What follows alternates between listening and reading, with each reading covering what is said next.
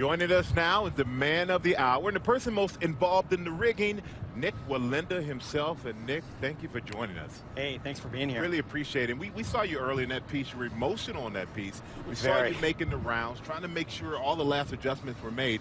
But what happened? What had to happen to make sure the wires were just how they needed to be tonight?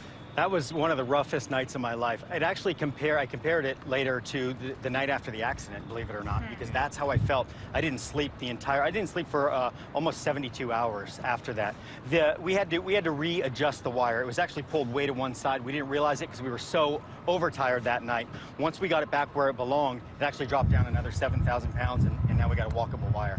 And then tell us about the moment that you and Lijana are going to do the crossover, because a lot of people want to understand that. I'm not sure. Freaking me out. 50 feet. Yeah, so how does the crossover work? Yeah, so, well, she's actually going to sit down on the wire, believe it or not. When she sits down, I'll actually have to come up to her. We have to work with the tethers.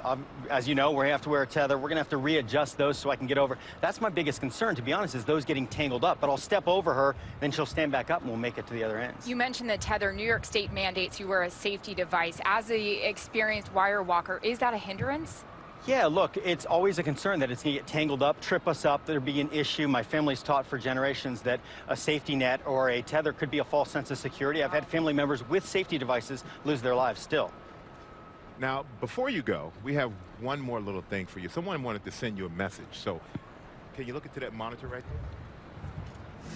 Hi, Dad. Hi, Lijana. I really wish I could be there, but right now I'm with 2-1 aboard the Green Bay on the 31st Marine Expeditionary Unit. You guys really inspire me.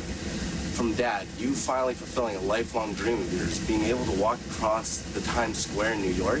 And Lijana, even though you got knocked off the horse, you got up and showed the world that we never give up. I really wish the best of luck to you guys. Aww. That's a hero. That's your son, Yanni. He is, yeah. Serving overseas. My 21-year-old. He wanted to be a part of this special night for you, Lijana. But instead, he's serving our country, so I couldn't be more proud of him. Talk about heroes. My 18-year-old's about to go in the Army. I don't know where they got that from, but they're the guys that are truly risking their lives for all of us. Well, I'm an Army brat myself, so I salute your sons for their service. Well, thank you. And I'll tell you what, you know what? You've done an amazing job. And before you even got on the wire, because you've done something no one else could do. You've made New Yorkers put their phones down for a little bit. And that's an amazing feat in itself. Oh, thank you. And Nik, thank you. And good luck on the walk Thanks tonight. So much.